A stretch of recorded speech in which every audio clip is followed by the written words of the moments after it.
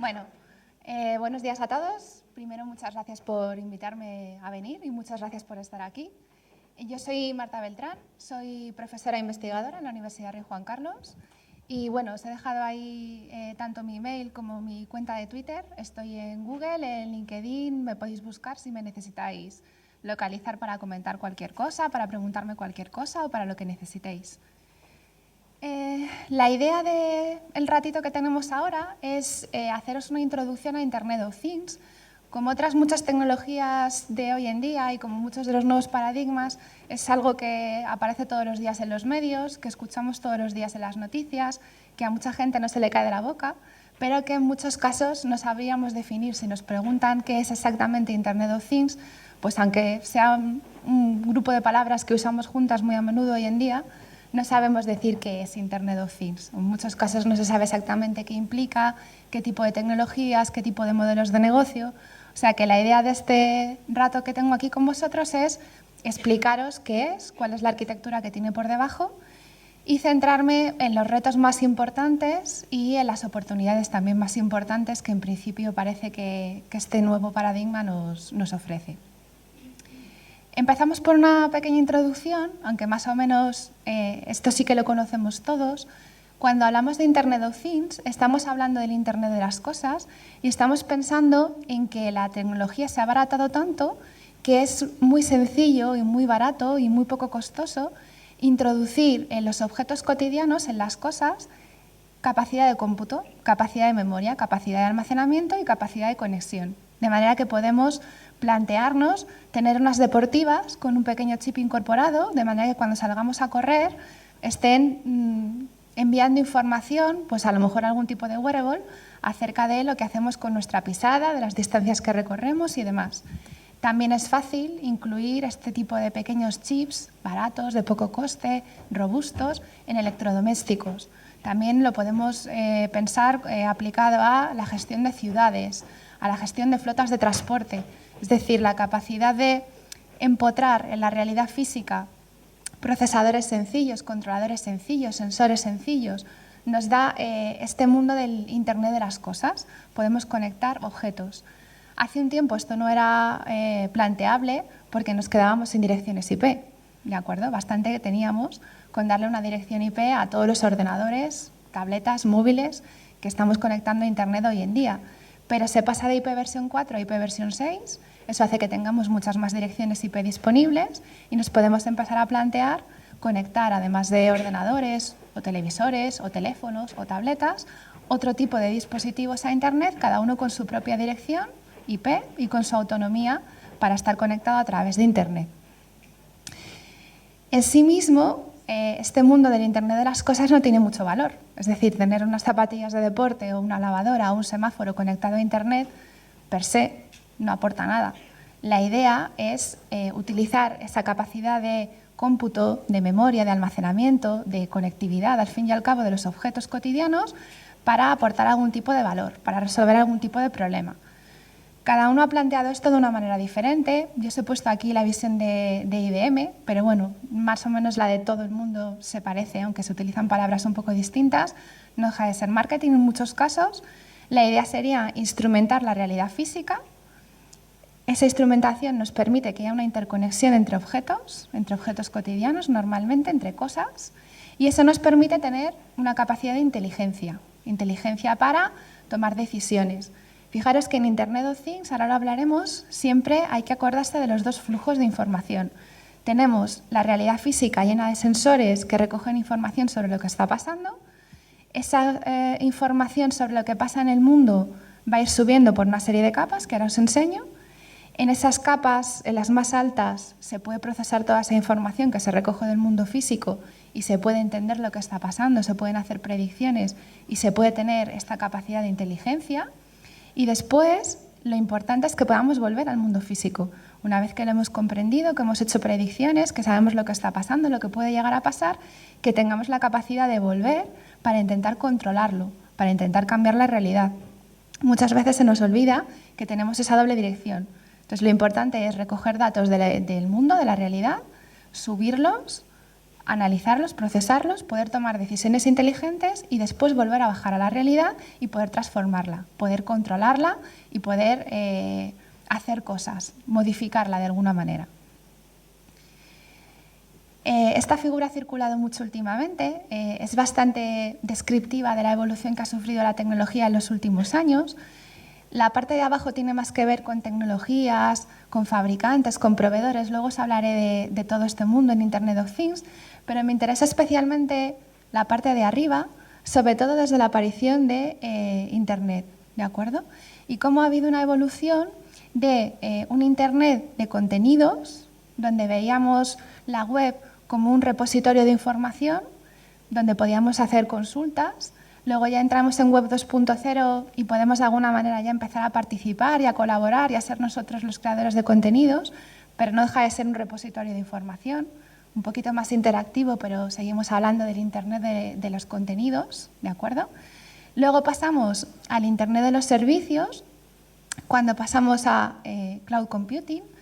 Después pasaríamos al Internet de las personas conectadas, a las redes sociales, al Internet social, y ahora estamos ya en la última fase donde estamos hablando de conectar dispositivos, objetos, máquinas, y estaríamos hablando del Internet de las cosas, ¿vale? Entonces, esa es un poco la evolución que ha sufrido la tecnología y, por lo tanto, el uso que le estamos dando a la tecnología, el para qué usamos Internet.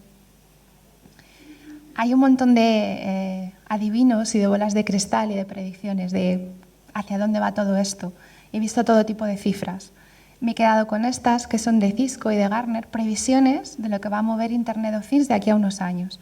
En cuanto a volumen de dispositivos conectados, en cuanto a volumen de negocio, fijaros que se calcula que de aquí a unos años va a haber una media de 8 dispositivos conectados por persona a Internet. Estamos hablando de coches conectados, casas conectadas, ciudades conectadas, por lo tanto, si lo pensamos, puede ser hasta poco. Pero bueno, en media, unos 8 dispositivos por persona, lo que implica 50 billones de dispositivos conectados en el mundo alrededor del 2020. Se ponía ahí la frontera. Según nos vamos acercando, se va moviendo. Ya se empieza a hablar del 2025, del 2030, ¿vale? Sabéis que con las previsiones siempre pasa esto.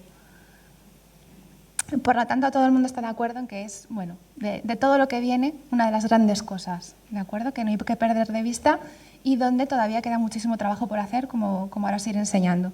Y hay muchos problemas que tenemos resueltos y otros muchos en los que todavía hay que trabajar y en los que tenemos que investigar. Queda mucho por hacer, pero también es verdad que hay mucho hecho, ¿de acuerdo? No es algo de lo que se esté hablando que sea humo. Ya se está utilizando el Internet de las cosas. Hay ciertos sectores, hay ciertos campos que están siendo muy punteros y donde se están haciendo cosas interesantes. Ahora os comentaré un poquito algunos ejemplos, pero fijaros, según el informe de Eclipse del 2016, donde más volumen de negocio se está haciendo y donde más se está aportando al Internet de las cosas es en el tema de plataformas, que ahora os explico un poco qué es, plataformas IoT. Y luego, fijaros, domótica, lo que son las casas inteligentes, las casas conectadas. Sabéis que Amazon, Microsoft, Google han entrado muy fuerte en este sector con asistentes domóticos, de manera que podamos entrar en casa y decir lo que queremos o podamos controlar desde el teléfono móvil qué está pasando en casa. Luego tendríamos la parte de automatización industrial, de fábricas inteligentes, lo que se llama el Industrial Internet of Things, si le añadís una I, IoT, ¿vale? O lo que también se llama mucho Industria 4.0. Bueno, pues ahí hay aplicaciones muy interesantes y se está avanzando mucho. Luego tendríamos toda la parte de eficiencia energética. Las operadoras energéticas tienen mucho interés en este paradigma. Y luego todo el tema Smart Cities y ciudades conectadas, donde también se ha avanzado mucho. Obviamente, estos han sido los sectores punteros casi siempre por motivos económicos, porque es donde antes se ha visto el retorno que iban a tener las inversiones que se iban a hacer en Internet of Things. Hay muchas aplicaciones muy interesantes en otros sectores que poco a poco van llegando, pero bueno, donde todavía no se ha avanzado tanto. Esto, como os digo, son los sectores que más están tirando ahora del carro del Internet of Things.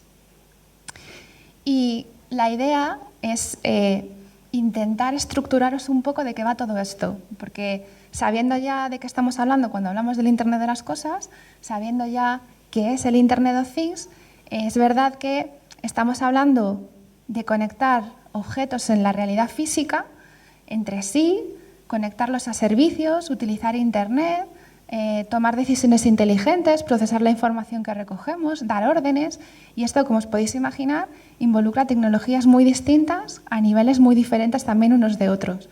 Y de hecho estamos hablando de un paradigma muy complejo, en el que hay que saber un poco de todo y en el que los equipos tienen que ser bastante multidisciplinares, porque lo mismo tienes que involucrar a un electrónico que está trabajando con sensores, que a alguien de experiencia de usuario que está desarrollando la aplicación final, que alguien de analítica de datos, desarrolladores, gente de plataforma, gente de servicios, gente de comunicaciones.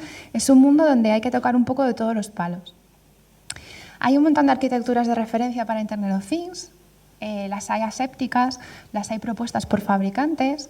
Yo os traigo la mía, ¿vale? Como yo soy profe en la universidad y muchas veces tengo que hacer este esfuerzo de pensar cómo explico las cosas a mis alumnos, pues en este caso esta es la mía, como yo suelo explicar esto en clase, ¿vale? Si os fijáis, las capas más bajas tenemos el hardware que está empotrado en la realidad física, ¿vale? Lo que son las cosas, los objetos. Entonces, como os decía antes, tenemos que pensar en las dos capacidades, la capacidad de recoger información y la capacidad de actuar sobre la realidad. Por lo tanto, en esa capa física tenemos sensores y redes de sensores, las Wireless Sensor Networks, WSN corresponde a eso, y luego tendríamos actuadores para poder controlar la realidad física, para poder actuar, e incluso procesadores, ¿vale? Ya tenemos la capacidad, es tan barato el procesador que ya tenemos la capacidad incluso de meter cierta inteligencia dentro de un objeto. No solo un sensor, no solo un actuador, sino un pequeño procesador que pueda ejecutar instrucciones e incorporar cierta lógica. Luego, si os fijáis, por encima tendríamos los protocolos de comunicaciones que permiten que estos objetos que tenemos en el mundo físico se comuniquen entre ellos y también que se comuniquen con las capas que están por encima. Y por eso necesitamos también electrónica de red. Necesitamos en la realidad física no solo los sensores, los actuadores y los procesadores, sino también los dispositivos que permiten que haya comunicaciones entre los objetos y los objetos con las capas superiores.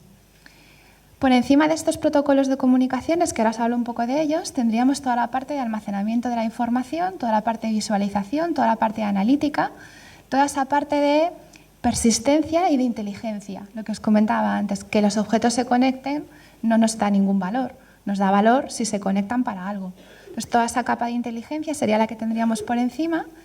Y luego, en el mundo de las APIs, pues tenemos una capa muy importante de APIs, donde ya tendremos una última capa de aplicaciones que gracias a estas APIs pueden acceder a los datos almacenados, pueden acceder a las analíticas, a las visualizaciones y construir las aplicaciones para los usuarios finales. Estas aplicaciones pueden ser accesibles a través de un navegador web, aunque hoy en día casi siempre se construyen pensando en dispositivos móviles, ¿de acuerdo? En que la gente pueda acceder a las aplicaciones a través del teléfono o a través de una tableta. Si os fijáis, hay algo muy importante que es la seguridad y la privacidad, ¿de acuerdo?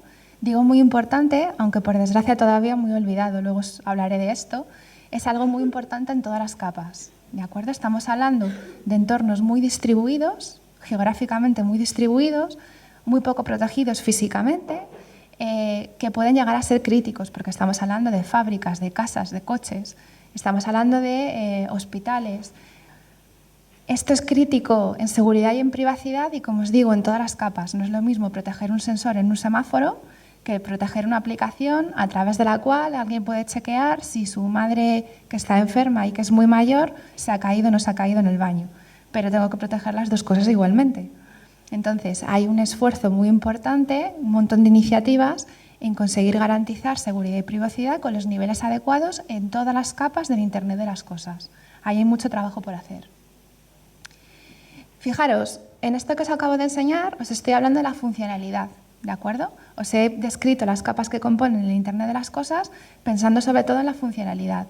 Si pensamos en dónde están ubicadas estas capas, esta figura me viene bastante bien, porque fijaros, la parte de sensores, actuadores, procesadores estaría en la realidad física, en el mundo, y aquí es donde se habla muchas veces del M2M, del machine to machine. Cuando yo tengo objetos, dispositivos que se comunican entre ellos dentro de este mundo físico, es cuando hablo de machine to machine. Luego, fijaros, por aquí arriba estarían los usuarios, estas son todas las aplicaciones. Y estos suelen ser tecnologías web. Y el acceso suele ser, como os decía, o a través de navegadores o dispositivos móviles. Y fijaros, toda la parte de persistencia e inteligencia, almacenamiento, visualización, analítica, normalmente se está desplegando en la nube, porque es bastante poco pragmático pedirle a cada familia que tenga en su casa la potencia de cómputo suficiente para tener esa capa de persistencia e inteligencia, o en su coche, o en la fábrica de quien sea. Lo que se hace normalmente es desplegar toda esa parte, que es la que me exige más procesador, más memoria, más disco duro, en la nube, ¿de acuerdo? Y pagar por uso. De manera que aparece esto que se llama Machine to Cloud. Necesito protocolos de comunicaciones y tecnologías que me resuelvan la comunicación de todo lo que tengo empotrado en el mundo físico con todas estas soluciones de almacenamiento, visualización y persistencia que están en la nube. ¿Vale? Entonces, cuando veáis esas siglas de M2M o M2C, no es más que Machine to Machine o Machine to Cloud, porque hay una parte muy importante del Internet de las cosas que hoy en día se está desplegando en la nube. ¿Vale? De manera que al final tengo todo aquello que va empotrado en el mundo físico, los usuarios que acceden a las aplicaciones a través de navegadores, teléfonos o tabletas, y normalmente todo lo demás en distintos proveedores en la nube, pagando por uso. ¿Vale? A veces esto es un cloud privado, porque a lo mejor sí que soy una compañía muy importante y me puedo permitir que toda esa parte de almacenamiento y visualización sea mía, comprarme yo mis centros de datos y desplegarlos yo, mantenerlos y actualizarlos, pero no es lo habitual. Lo normal es que esto esté en la casa de un proveedor que me cobre por el uso que yo hago. Vale, entonces, simplemente para que tengáis un poquito la referencia de qué tipo de tecnologías se encuentran hoy en día en los proyectos de Internet de las cosas, desde el punto de vista de la interacción con la realidad, lo que va empotrado en el mundo físico, os podríais encontrar, como os decía, sensores aislados o en redes inalámbricas de sensores, dispositivos de electrónica de red, que aquí es un mundo porque cada fabricante lo llama de una manera, pasarela, concentrador, hub, switch, router. Hay un marketing asociado al Internet de las cosas y han empezado a inventarse nombres diferentes, pero al final es lo que me permite hacer las comunicaciones, lo queráis llamar como lo queráis llamar. Y luego hay distintos tipos de actuadores, controladores e incluso procesadores completos, como os decía, que pueden empotrar en los objetos, en la realidad, en el mundo físico. Y aquí surgen todas estas nuevas tecnologías que probablemente conozcáis, muchas de ellas son abiertas, otras de muy bajo coste, pues como Arduino, los ARMs, las Raspberries, en sus distintas versiones. Fijaros que lo que se intenta es que los costes sean muy bajos, ¿vale? Que salga muy barato incorporar hardware en la realidad física. Si cada uno de estos componentes nos saliera muy caro, pues estaríamos perdiendo un montón de posibilidades de interactuar con el mundo real. Entonces se han abaratado muchísimo los costes de todo este hardware. Para que os hagáis una idea, de nuevo fiándome de los datos del informe de Eclipse, que me parece bastante fiable, hoy en día se trabaja mucho con Linux, es decir, casi todos estos controladores, actuadores, procesadores que van empotrados en la realidad trabajan con sistemas operativos de tipo Linux. Los que son más sencillos ni siquiera llevan sistema operativo, se trabaja directamente sobre el metal, como se suele decir. Y luego están surgiendo una serie de sistemas operativos muy interesantes, que son todos los que tenéis aquí, con Tiki, TinyOS, el FreeRTOS, Riot, que son sistemas operativos diseñados específicamente para el Internet de las cosas. Igual que se tuvo que diseñar una familia de sistemas operativos específica para los móviles, pues están diseñando sistemas operativos específicos para el Internet de las cosas, que son incluso más ligeros que los que van en los teléfonos móviles e incluso consumen menos. Porque fijaros, si yo tengo un sensor en un semáforo, probablemente tenga una batería y yo quiera cambiarla cada 10, 15 años, pero no quiero ir todas las semanas a ponerle pilas a ese sensor. Entonces, lo que tengo que intentar es que lo que se está ejecutando en el sensor, controlador, actuador, procesador, lo que yo haya puesto en el semáforo, consuma muy poquito, menos todavía que lo que llevamos en los móviles hoy en día. Por lo tanto, se está avanzando mucho en toda la parte de sistemas operativos. Luego, en la parte de comunicaciones ha habido algo muy curioso, y fijaros que se habla de Internet de las cosas. Si hablamos de Internet de las cosas, estamos pensando en Internet. Entonces, estaríamos pensando en que las comunicaciones son con TCP/IP o algo muy parecido. Y sin embargo, ha habido una guerra comercial desde el principio porque se ha visto que esto iba a ser importante y, como diría mi hijo Mario, que está por ahí, esto es un despipotate, en sus palabras, ¿vale? Aquí cada uno ha propuesto lo suyo. y hay un montón de protocolos diferentes. Algunos son abiertos, otros surgen con vocación de ser un estándar, pero luego no se estandarizan. Cada uno ha venido con su propuesta y fijaros, aquí no os he puesto todos, he cogido esta figura que resume los más importantes, pero en Machine to Machine, en Machine to Machine, cuando lo que quiero es comunicar unos dispositivos con otros, suelo utilizar tecnología inalámbrica, puedo usar Wi-Fi o Bluetooth, pero también ha salido 6LoWPAN, ha salido Zigbee, ha salido Coap, puedo utilizar tecnologías móviles, 3G, 4G, luego en Machine to Cloud puedo usar HTTP, pero también ha salido AMQP, ha salido JMS, se puede usar REST. Tengo protocolos como DDS y MQTT que me valen para todo, para Machine to Machine y Machine to Cloud. Entonces, la parte de comunicaciones está siendo muy complicada, porque aunque lo llamamos Internet de las cosas, de Internet tiene poco. Y eso me genera muchos problemas de interoperabilidad. En muchos proyectos, esta parte de telecomunicaciones es una odisea, ¿vale? Porque no todo se entiende con todo, hay que andar haciendo conversiones, esas conversiones de un protocolo a otro me consumen energía y es justo lo que no quiero. O sea que esto está generando bastantes problemas. Se tenderá probablemente a estandarizar, pero ahora hay tanta guerra comercial que eso es muy complicado de plantear. Hay una esperanza que es el 5G, ¿vale? Los que estéis un poco al día de lo que hacen las telcos, sabéis que en las últimas Mobile World Conference en Barcelona se ha hablado mucho del 5G y casi todas las demos que han hecho han tenido que ver con el Internet de las cosas. Se supone que el 5G ayudará a estandarizar en cierta manera, pero de nuevo hay muchos intereses comerciales por detrás, con lo cual, bueno, es una opción, es posible que el 5G ayude mucho, pero no va a ser la solución definitiva.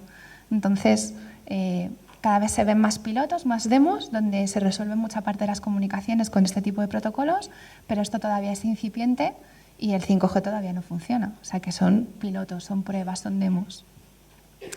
En cuanto a la parte de almacenamiento, visualización y analítica que os decía antes, nos da la inteligencia y la persistencia, como se suele recurrir a proveedores en la nube. Normalmente se está trabajando con Amazon y con Azure, ¿vale? Como os decía antes, quien se lo puede permitir, incluso se puede montar un cloud privado. Esto está sacado del informe de Eclipse, entonces es una encuesta en el 2016 y son los proveedores que más están usando. Entonces la gente que no usa cloud privado recurre a Azure o recurre a Amazon. Y en cuanto a las aplicaciones, aunque si se mira uno todo el informe ve que se utilizan prácticamente todos los lenguajes de programación, los que se usan más en proyectos de Internet de las Cosas en el año 2016 son Java y JavaScript, C y Python. Aunque ya os digo, mirando un poco se ve que hay muchísima variedad porque hay un montón de tipos de aplicaciones distintas. Una de las cosas que quería aprovechar de la charla era que vierais la relación o la no relación que Internet de las Cosas tiene con otros paradigmas de los que también se habla mucho. ¿Vale? Entonces, ya os he contado la relación que Internet of Things tiene con la nube, con el cloud. ¿Vale? Hay una capa importante del Internet de las Cosas que, como saldría muy cara tener desplegada en local, normalmente desplegamos en un proveedor, en la infraestructura de un proveedor. Así que la relación con cloud existe. No es lo mismo cloud que Internet de las Cosas, no es obligatorio que en un proyecto de Internet de las Cosas recurramos a cloud, pero bueno, suelen ir asociados. También sabéis ya la relación que tiene el Internet de las Cosas con la inteligencia ambiental, porque hemos dicho que la conectividad de los objetos por sí misma no nos ofrece valor y que lo que buscamos es tener una inteligencia ambiental, tomar decisiones y poder actuar sobre la realidad. Ahí surge todo el concepto de smart. Se habla de smart cities, smart car, smart home, smart grid, smart factory. ¿Vale? Al final es convertir las cosas en inteligentes porque tenemos la capacidad de interactuar con la realidad. Y os quería hablar un poquito de la relación que tiene Internet of Things con Big Data, con Data Science y también con Fog Computing y con Mobile Edge Computing, que son términos que cada vez se usan más. Relación de Internet of Things con Big Data o con Data Science o como lo queráis decir, con analítica, con Machine Learning. En principio, mucha, porque fijaros, sin tener Internet de las Cosas, sin tener Internet of Things, normalmente cuando analizamos la realidad nos quedamos en los primeros pasos de ese análisis que tienen que ver con la descripción y con el diagnóstico. Típicamente en una fábrica tradicional yo puedo saber cuánto estoy produciendo y si estoy produciendo por debajo de lo esperado puedo intentar diagnosticar, ¿vale? ¿Qué me ha pasado? He tenido una parada, ha habido un cambio de turno muy lento, me ha faltado materia prima, pero si esa fábrica no es inteligente, si yo no estoy utilizando el Internet de las Cosas, poco más voy a poder hacer. El hecho de utilizar Internet de las cosas me añade capacidades nuevas, me añade la capacidad de predecir y la capacidad de prescribir. Es decir, cuidado que tal y como vas a producir menos de lo que tú querías y si quieres ponerte al nivel al que querías producir, deberías de alargar el turno 20 minutos, deberías aumentar la velocidad de esta máquina en tanto. Entonces, para tener esa inteligencia, necesito poder aplicar técnicas de analítica que me den esa capacidad de predicción y de prescripción.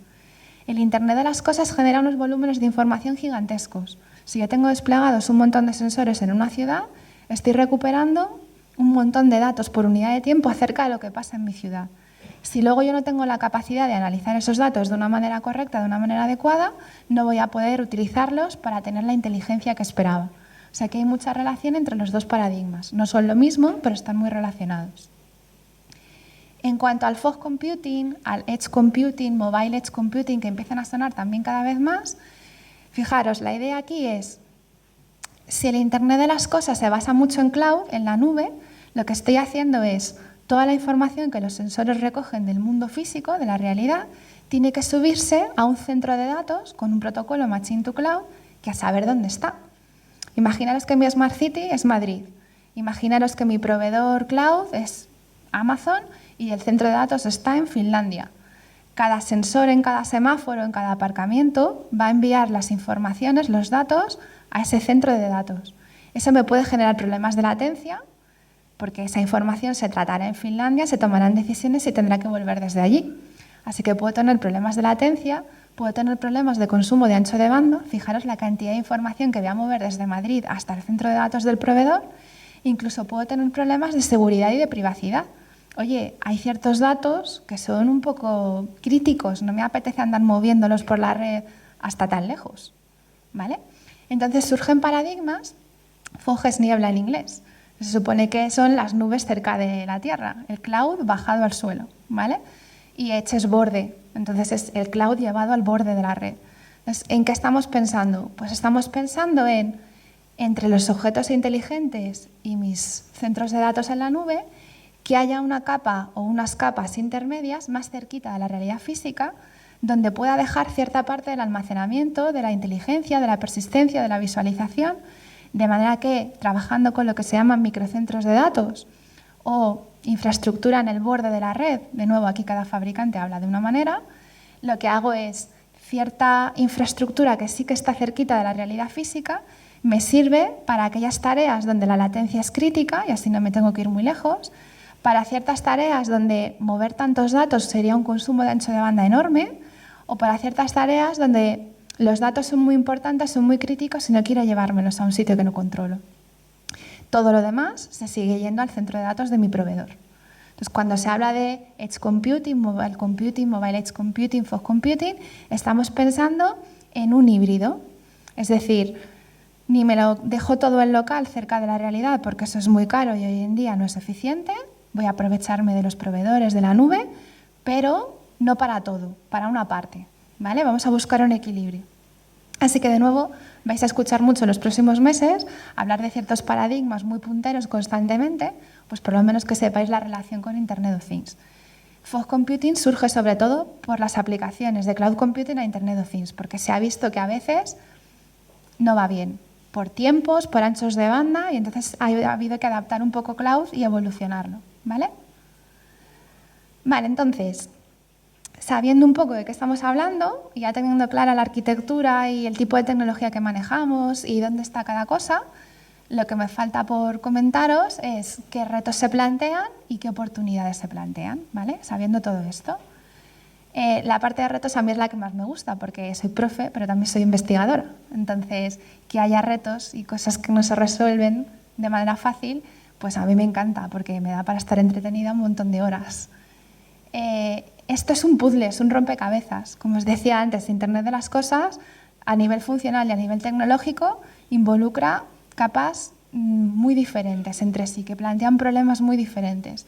Y estoy pensando en proyectos donde tengo que integrar todo esto. Los sensores, las actuadoras, los protocolos de comunicaciones, la nube, el fog, las aplicaciones, la experiencia del usuario, con requisitos de latencia, con requisitos de ancho de banda, de seguridad, de privacidad. Entonces, hay una parte crítica en todo esto que es cómo lo encajo todo, ¿vale? ¿Cómo resuelvo la orquestación de los servicios, el aprovisionamiento, el equilibrio de carga, la gestión de los recursos? ¿Cómo hago que se comunique todo entre todo, que se entienda y que lo hagamos encima con restricciones de consumo de energía? ¿Vale? Porque quiero que el sensor que he enterrado en mi jardín no lo tenga que desenterrar hasta dentro de 15 o 20 años. Entonces no se le puede gastar la pila, le tengo que molestar poco.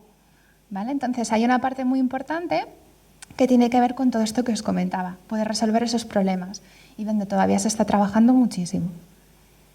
Y luego hay otra parte que es la de seguridad y privacidad. De esto seguro que habéis escuchado hablar en los medios últimamente, porque ha habido varios casos muy sonados que han hecho que la gente se empiece a preocupar seriamente por la seguridad en el Internet de las cosas.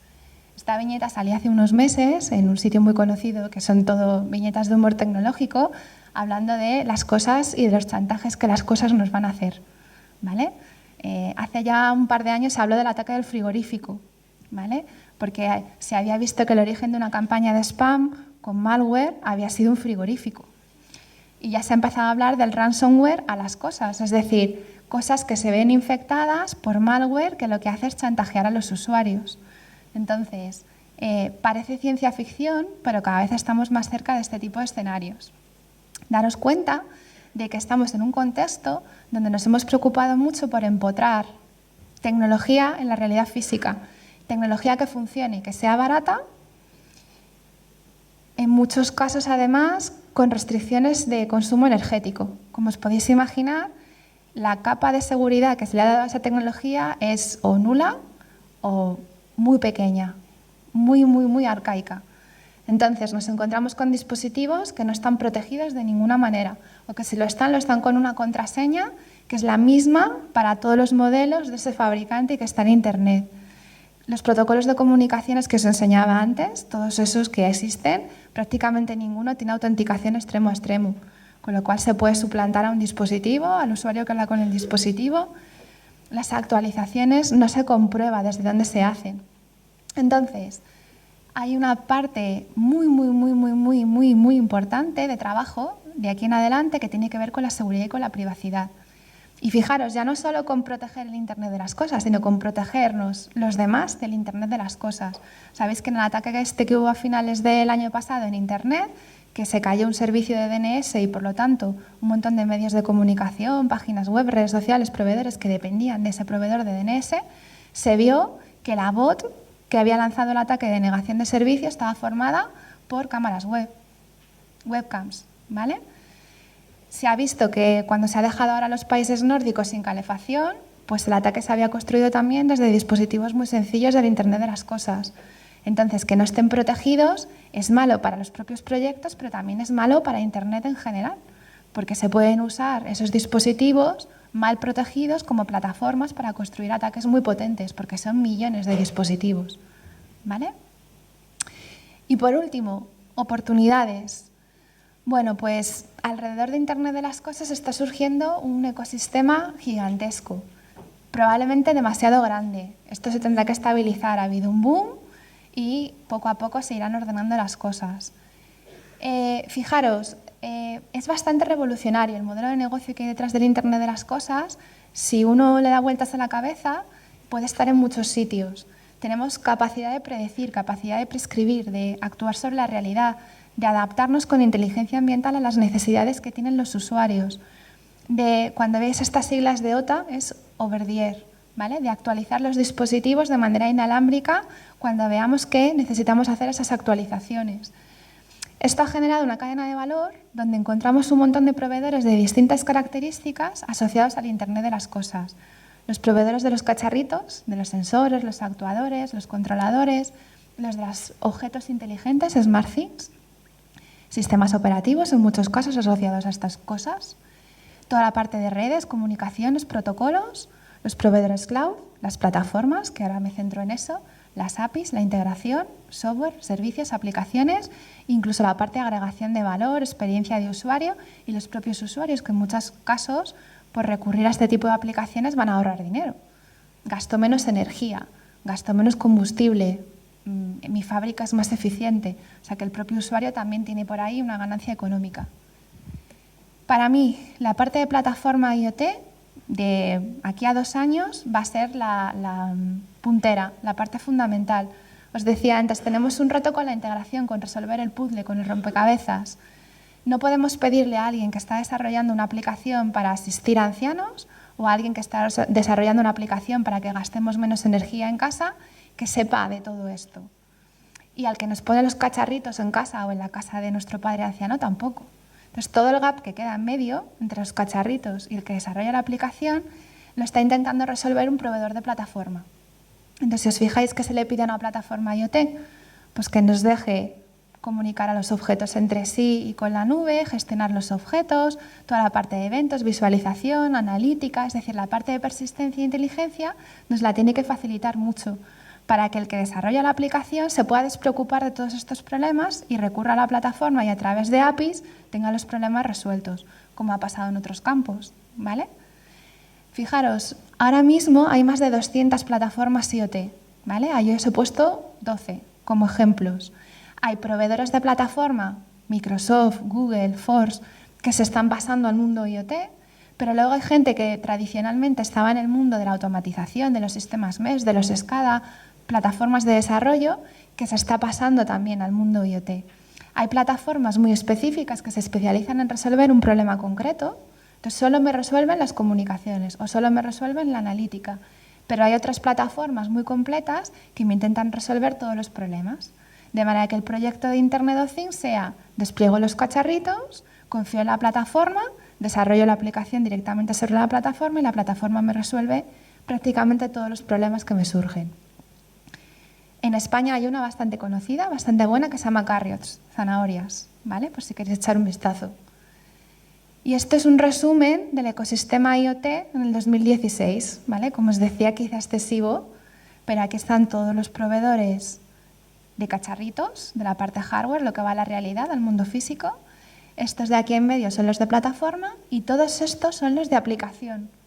En muchos casos organizados por verticales, se dedican a lo que saben: salud, automatización, smart grids, smart cities, y ya se especializan en ofrecer aplicaciones concretas, ¿vale? Este landscape lo tenéis en internet, hay varios, podéis cotillear, echar un vistazo, ver qué hace cada uno.